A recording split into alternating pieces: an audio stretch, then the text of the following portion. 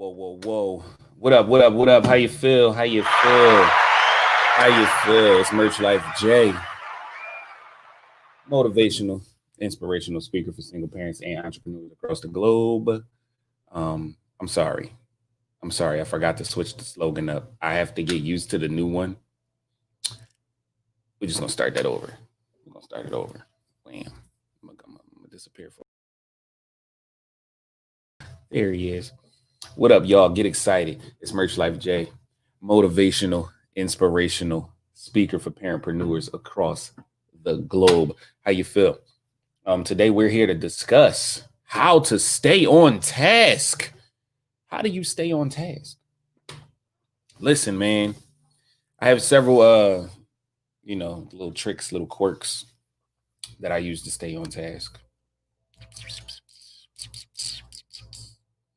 And let's talk about it. Let's talk about it. Stay on task. All right. So the first thing is first, right? Nobody is perfect, man.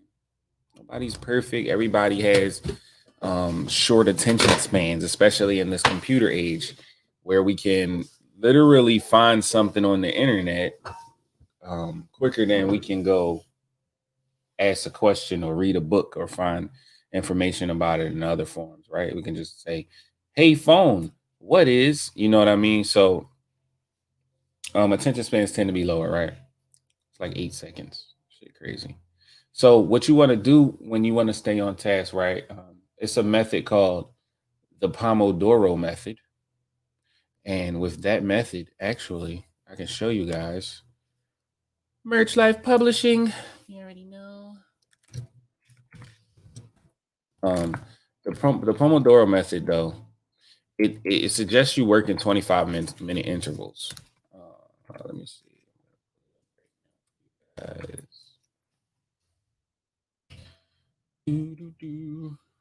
So 25-minute intervals, right? So that means that you work and then you take a break. And then you work again. And then you take a break. I'm going to show you. All right, here it is. So I found it. Here is the screen so you guys can see what's going on. Can you guys see that? You can see that? Okay, cool. Yeah, if you could see this screen, please put a 1 in the comments if you can see this screen. You can see me on the side, how to stay on task at the bottom, and my entire computer on the right. If you can see that, please press 1. Press 1 in the comments if you can see that. All right. And the person left. So here's the Pomodoro technique. The Pomodoro technique teaches that you must decide on the task, set a timer for 25 minutes. We were just talking about phones. Everybody got a phone, right? Use your phone to allow you to determine how much time you've been on for. So decide on the task, set a timer for 25 minutes, work on the task until the timer rings, and then take a short 5-minute break. If you want to work for an hour, repeat that 4 times. If you want to work for a half hour, repeat that twice. I mean, that's not a half hour. But if you want to work for, because it says repeat 4 times, and you don't have to use it, because I do it twice, and then I take the 30-minute break or the 15 to 30-minute break, as it says. You don't have to do it exactly how this is set up. But I do suggest that you take breaks in between your work. If you overwork yourself, you'll be actually less effective at what you're doing. Overworking yourself will make you less effective at what it is that you're doing. So you never want to overwork yourself. You always want to be in a space of comfort when it comes to work. You always want to be in a space of, okay, this isn't overwhelming me. Because that has, oh, that's a gem. That must be a gem. The roadcaster was like, yeah. So the Pomodoro method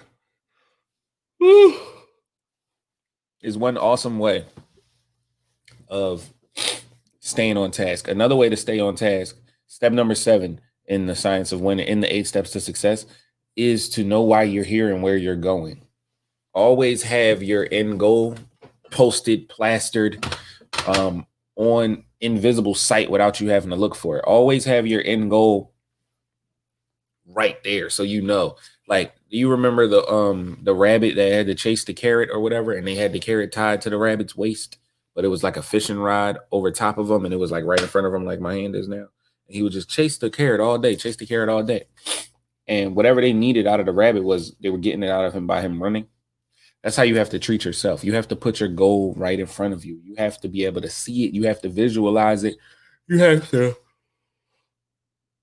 sometimes throughout the situation, throughout the day, throughout you making the sales or throughout you, just working, you have to remind yourself of the goal. You have to, absolutely have to. You have to say out loud, I'm not going to do that because I want this, or I'm going to do this because I want that. You know what I mean? You have to talk to yourself. I know it sounds crazy, but you are your biggest coach and you are your star player. So why wouldn't you talk to yourself? To stay on task, it has to be a conscious effort.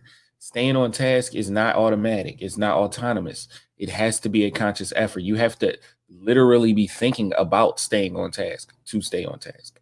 Do not allow yourself to distract yourself. You're the only one that's going to stop you from staying on task. You are the only one. When you go in your phone to make a post, because it's that time of day, or you go on your phone to make a post because that's what you're supposed to be doing right now, or because that's simply, what is happening. Don't go on your phone and allow yourself to distract yourself. I know plenty of times when I've opened my phone to do one thing and I end up doing 4 different things before I did that one thing. That's not okay.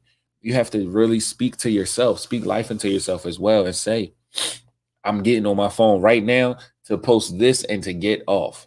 Say that out loud. That's a reminder. You are going to hear that. You are going to know those words came out of your mouth. And especially if you have accountability, if someone around you is listening or someone around you knows what's going on, that accountability of, this is the next one. Accountability is another way to stay on task. But that accountability is going to have you on the forefront. It's going to have people in your business. It's going to have someone basically watching your every move and being very critical of you.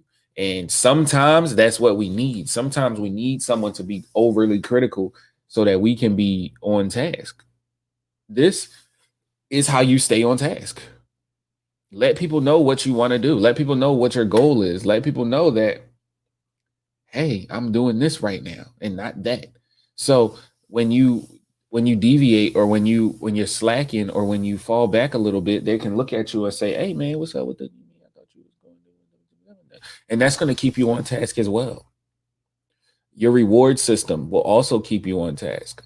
When you have a task that takes several small accomplishments to actually complete, you want to set up a reward system with those small accomplishments. Let yourself know that you're doing a good job. Pat yourself on the back. Every single step towards your bigger goal is an accomplishment. You should treat it as such. Don't bask in the glory for too long, but allow yourself to feel the gratification. Allow yourself to feel the measurable gain. Because once you feel the measurable gain, it's going to drive you to do it again. That's an addictive feeling. That serotonin or whatever is released in your brain when you win, when you succeed at something, that is addicting. Humans are addicted to that, and that's why we do the things that we do. We like winning. We like feeding our egos and things of that nature. It's fleshly, but it is a tool that you can use to stay on task.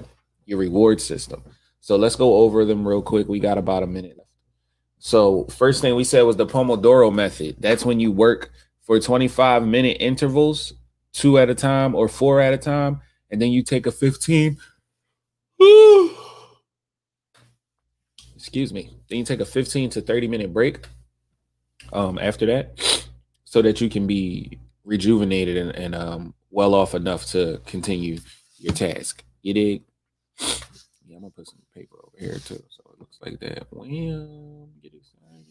But yeah, man,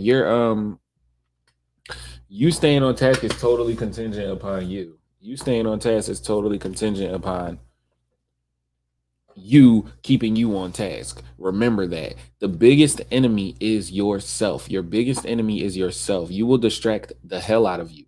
You will make it seem as though, like, it's called deceptive intelligence. You will make it seem as though you'll give yourself excuses for not doing shit, basically. Like, you'll think of reasons why. You'll justify it in your own mind. And don't let yourself talk yourself out of winning. Don't let yourself talk yourself out of success, man.